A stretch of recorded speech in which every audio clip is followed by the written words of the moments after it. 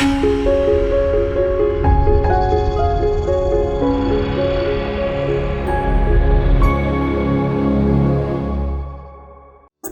मेरा नाम है शिरीन खान और आप देख रहे हैं सांध्य समाचार। तो आज हमारे साथ मौजूद हैं भाजपा के अनुसूचित जाति के राष्ट्रीय अध्यक्ष श्री लाल सिंह जी। मैं आपका बहुत बहुत स्वागत करना चाहूँगी सर।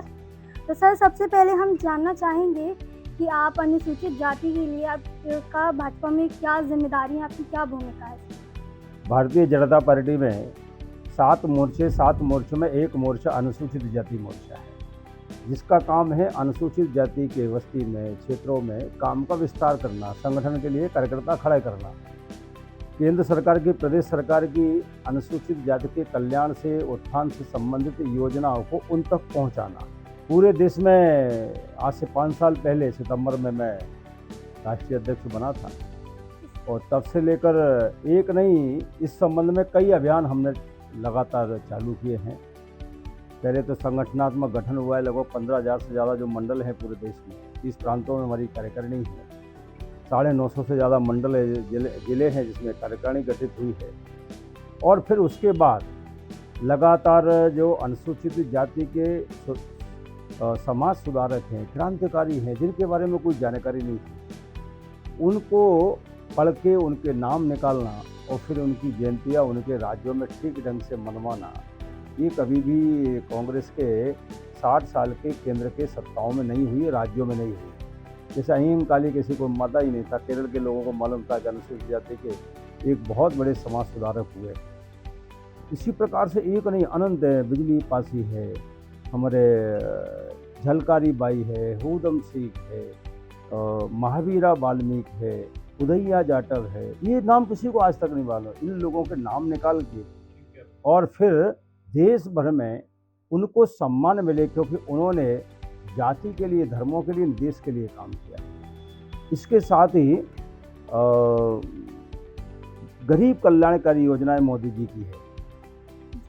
तो गरीब कल्याणकारी योजनाओं की संपूर्ण जानकारी हो, योजनाओं का लाभ कैसे मिलता है, इसके लिए हमने देश भर में 9,500 से ज़्यादा चौपाल बैठक की दर्ज बस्ती।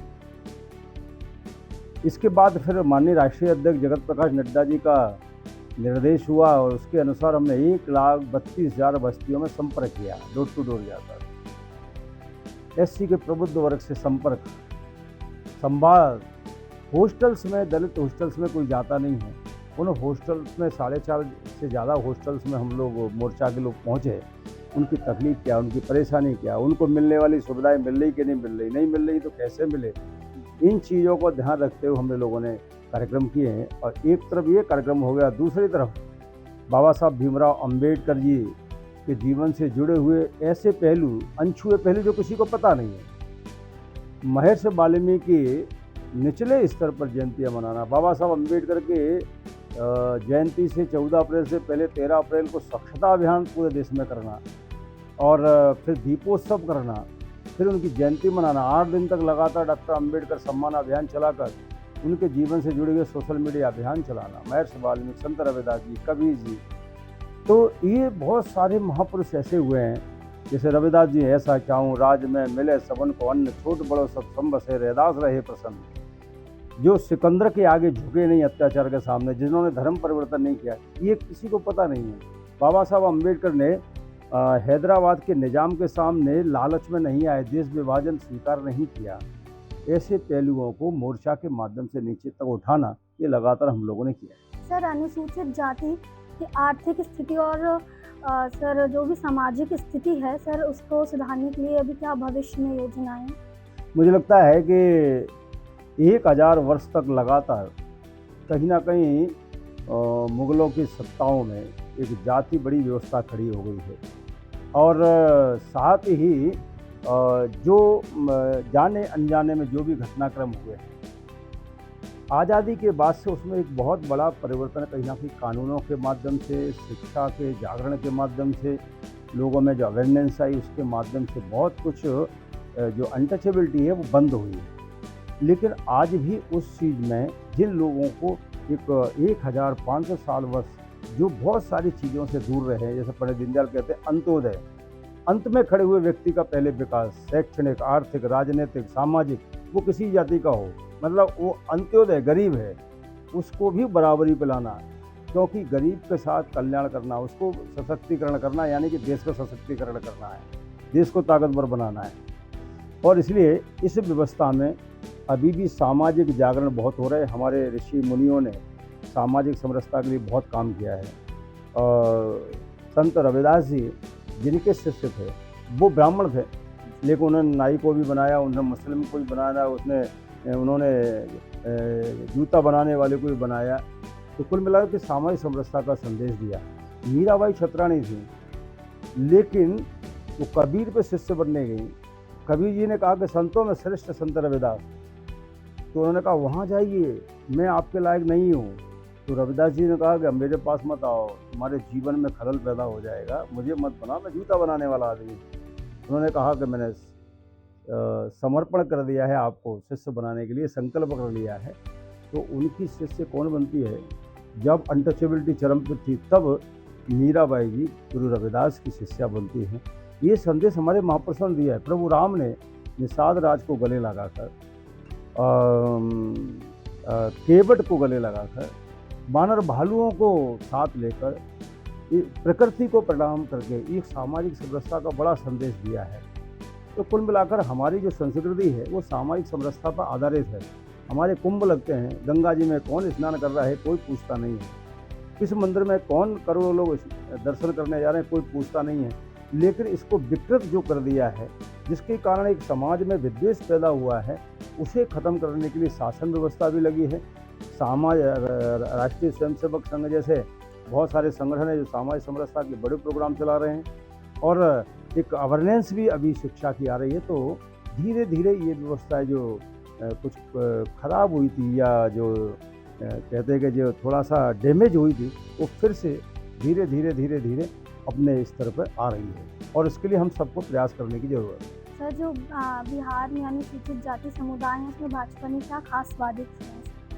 मुझे लगता है कि माननीय प्रधानमंत्री ने एक नारा कहा है कि मेरी जाति 4 है। एक जाति है गरीब, एक जाति है महिला, एक जाति है युवा, एक जाति है किसान। इसमें सभी जाति आ गई। मोदी जी किसी जाति के लिए काम नहीं कर रहे। मोदी जी सबका साथ, सबका विकास, सबके कल्याण के लिए काम कर रहे हैं। इसलिए आप देखिए, पहली बार इंटरनेशनल सबसे बड़ी हेल्थ कोई गारंटी योजना है तो आयुष्मान है। सभी समाज, सभी धर्म, सभी जातियों के लोगों को उसको 5 लाख का इलाज मिल रहा है। 81 करोड़ लोगों को फ्री अनाज मिल रहा है तो सबको मिल रहा है। पक्के मकान मिल रहा है तो वो सभी को मिल रहा है। गैस मिल रही है तो सभी को मिल रही है। अगर 4 लेन, 6 लेन, 8 लेन बन रही तो सभी लोग उसमें निकल रहे हैं। तो कुल मिलाकर बिहार उससे अलग नहीं है। इन योजनाओं का लाभ बिहार भी ले रही है। लेकिन बिहार में वर्तमान जो व्यवस्था है, जिसमें एक छटपटाहट है विपक्ष की राजनीति में, तेज गति से सत्ता कैसे प्राप्त हो एन प्रकार है, इसके लिए राहुल गांधी लगातार षड्यंत्र, झूठ, भ्रम पैदा करना ये करते रहते हैं। आज भी वो कह रहे हैं कि वोट अधिकार यात्रा। मुझे लगता है कि बाबा साहब अम्बेडकर लगभग 74,000 वोट से जीते थे, लेकिन 14,000 वोटों से ज़बरदस्ती उनके मतपत्र कैंसिल करा दिए। ये पहली चोरी किसी ने की चुनाव में तो कांग्रेस पार्टी ने की। हमारे संविधान के आरक्षण की चोरी किसी ने की तो कांग्रेस पार्टी ने की। जहां उनकी सरकार बन जाती है वहां वो चोर नहीं है।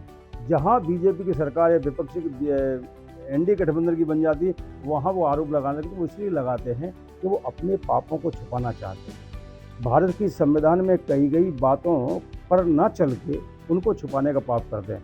और इसलिए देखिए, राजनीति का स्तर बिहार में कांग्रेस पार्टी ने, राजद ने इतना नीचे गिरा दिया कि जो खुद पशुओं का चारा खा गए, जेलों में रहे हैं, वो आज अपने आप को स्वच्छ नेता बताने की कोशिश कर रहे हैं। राहुल गांधी खुद जमानत पर घूम रहे हैं, लेकिन खुद अपने आप को बड़ा हीरो बना रहे हैं और तू तड़ाक की बातें करने को उतर आए हैं। एक माननीय प्रधानमंत्री जैसे पद पर बीजेपी की कभी किसी लीडर ने प्रधानमंत्री की कुर्सी को कभी टारगेट नहीं किया है, लेकिन आज वो मोदी उससे बोल दो, और इस प्रकार की भाषा का उपयोग। और अभी जो उनकी यात्रा निकल रही उस मंचों से एक दिवंगत माँ को गाली देना, मतलब इस स्तर तक की राजनीति में कांग्रेस और राजद उतर आई है। भारतीय जनता पार्टी का कभी कोई कार्यकर्ता, कभी कोई नेता गाली देता हुआ नहीं मिलेगा।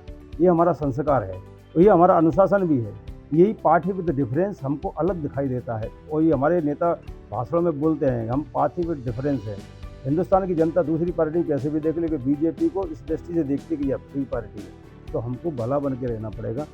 बिहार के जो जमीन है वो सीता माता की जन्मभूमि है, करुणा व दया के सागर तथागत बुद्ध की धरती है, जयप्रकाश जी की संघर्ष की भूमि है, और उस भूमि पर इस प्रकार के माँ को गाली देने वाले अगर नारे लगेंगे तो मुझे लगता है ये बिहार का अपमान है देश का। तो दोस्तों आज का संवाद खत्म होता है और मैं आपका बहुत बहुत आभार चाहूँगी, आपने अपना कीमती समय हमें दिया। धन्यवाद।